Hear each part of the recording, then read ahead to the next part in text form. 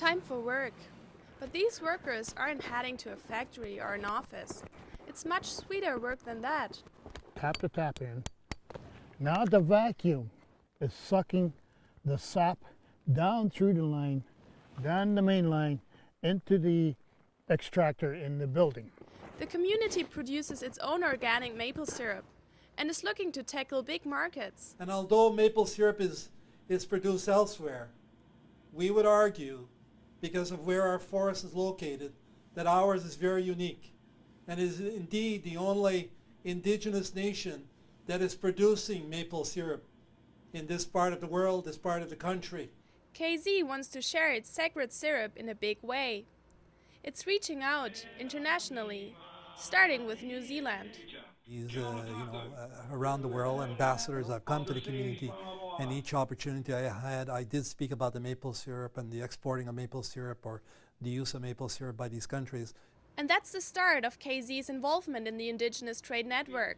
Over video conference, the two trade partners have a meeting. Elders in New Zealand and Chief White Duck sing a prayer for the syrup.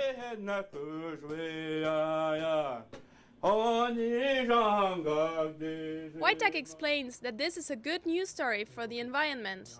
Because it comes from the land, it comes from Mother Earth, it comes from untouched earth in our community that has not been polluted. It's been left alone. It's sacred.